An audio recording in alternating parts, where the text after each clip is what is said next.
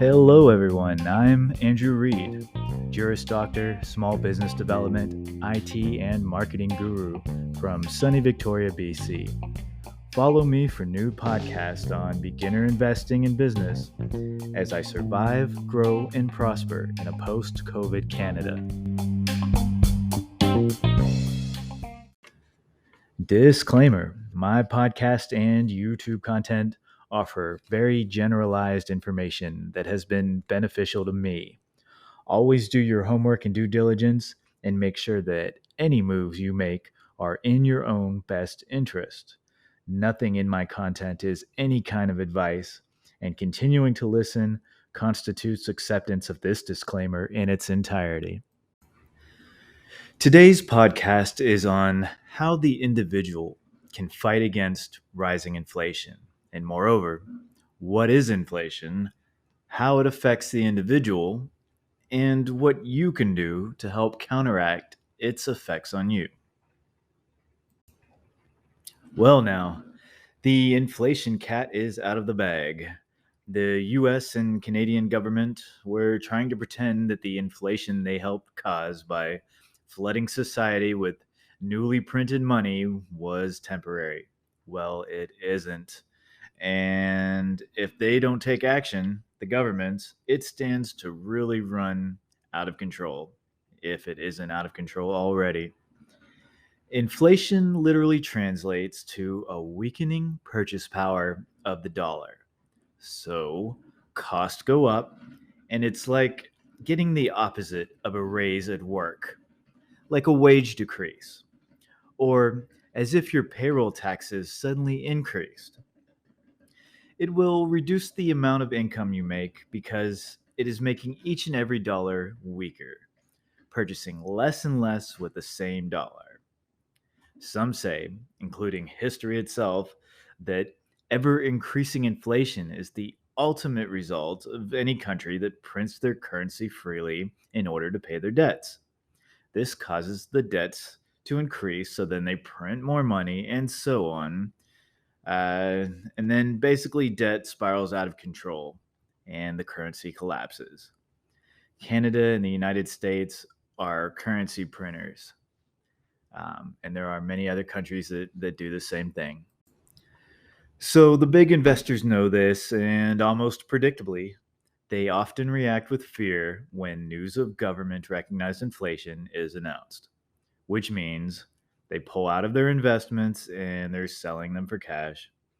But wait, if inflation means the dollar is rapidly losing its purchasing power, why wouldn't they keep the asset, which would in theory be eventually worth more dollars based on the logic of the dollar not buying as much of it anymore?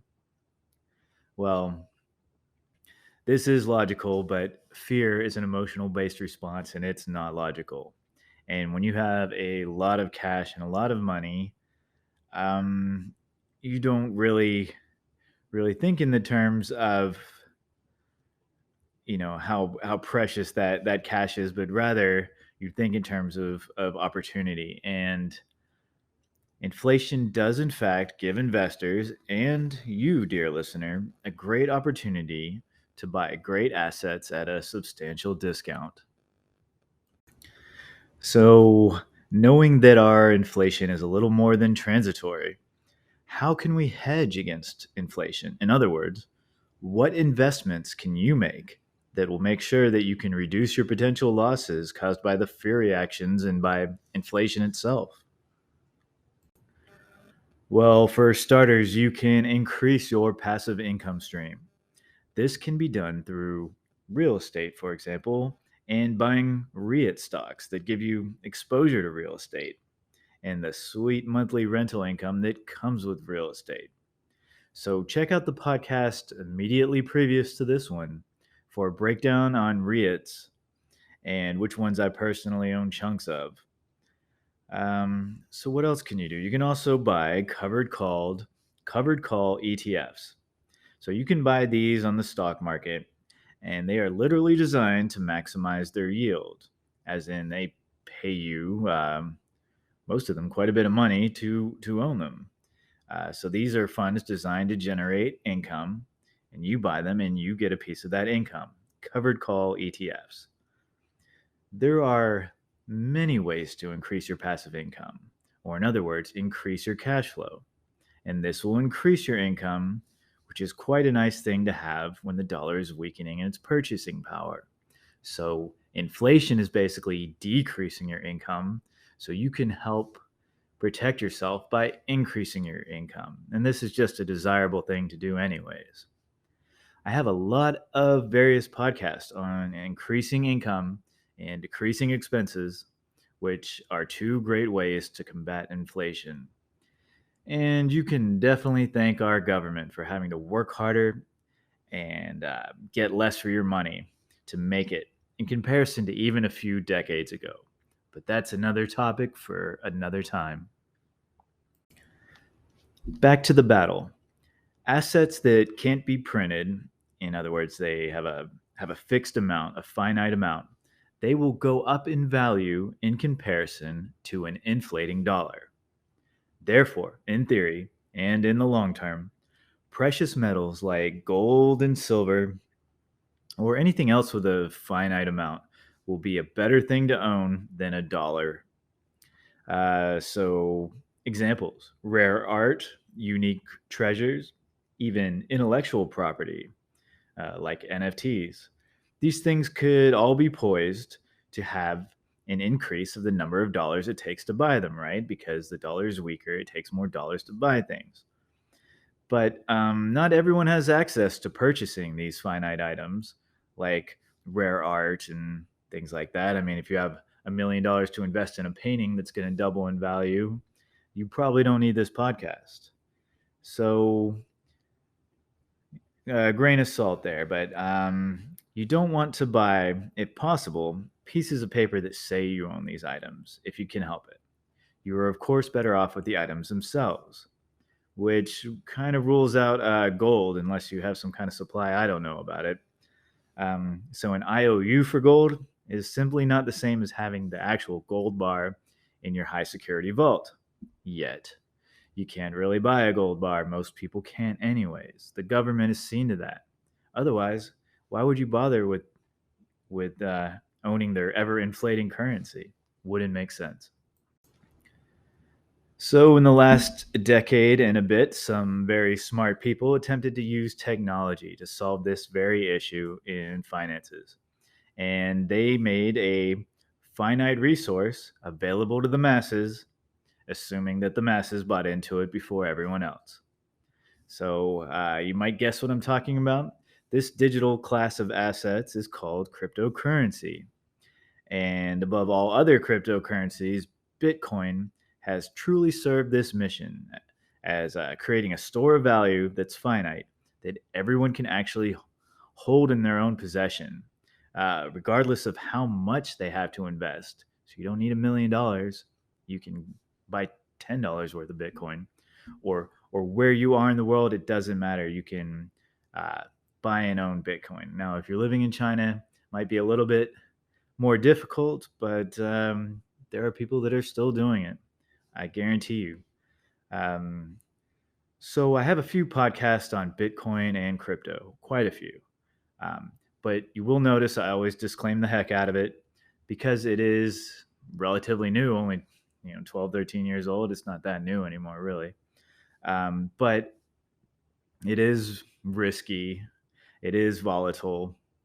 It's really unlikely that it's going to crash down to zero or anything like that. It's just pretty much impossible mathematically. If that happens, that means that the entire world is on the verge of destruction, and you'll have bigger problems. Um, but still, it does go up and down in price, and that can be pretty traumatic at times. Although I like to think of it when it drops, it's an opportunity to buy. Anyway, so I've personally gone from a few dollars in Bitcoin to around 17% of my portfolio, given this recognized inflation and the likelihood that Bitcoin especially is just going to continue to increase because it's such a finite resource. Um, and I'm just holding it regardless of fluctuations. So I'm not even selling it to make profit anymore, although I might. And when the price dips, and if I have available cash, I'll buy a little bit more. So Bitcoin has become part of my hedge against inflation. And as well, I own a little bit of Solano too, because I think it's a very practical um, base for new technologies, and so it should also increase in value over time. It's likely, but the main absolute 90% of my crypto is in Bitcoin. It's the tried and true. It's not going to have really exciting growth spurts compared to some of the others like Shiba Inu. Not that I recommend that. I really don't. I mean, it's like the lottery. You might get lucky with that. Do it enough, and you probably will get lucky with that. But I'm not into that kind of risk. I have other podcasts which will tell you how I feel about the various popular cryptos. Now, I don't recommend any specific financial pathways for anyone, but I will recommend one of my mentors as a good place to learn more about inflation, passive income, and building crypto portfolios, and that would be Kevin O'Leary. Born in Canada, lives in the United States. He's on YouTube, and his straightforward and powerful wisdom should be a resource for any beginners, even and especially us Canadians. Now, that doesn't mean just take everything he says as the gospel truth. What works for him may not work for you. Balance everything out that you learn. Have many mentors, as many as possible. Gather information and apply it to yourself and make your own decisions. So concludes my podcast. How can the individual fight against rising inflation? Stay tuned. I come out with one podcast every week, pretty much, typically on Wednesdays, but I am a busy guy and I don't profit off these podcasts directly. So sometimes it gets pushed back a day. Stay safe and stay calm, fellow investors. I will see you next week. And you can follow my Instagram at Canada Stock Market, at Canada Stock Market, for real-time market and crypto updates and other news and info periodically at Canada Stock Market. Do you have any Instagrams you would like to share with us before you go? Now, I am so glad that you asked. I have at Canada Stock Market, at Canada Stock Market. This is sharing my Canadian investment journey in real time. I have at Baby Dragon Fitness, at Baby Dragon Fitness. This is my Shopify e-commerce store. And I also have at Baby Dragon Canada, at Baby Dragon Canada. This is my certified digital marketing company located in Victoria, BC. For low-cost cutting-edge home health and fitness supplies, please visit Baby Dragon Fitness at babydragonfitness.com. babydragonfitness.com. Always free shipping to the US and Canada. Add the Canadian Financial Survival Channel to your list of weapons. Subscribe, like, win.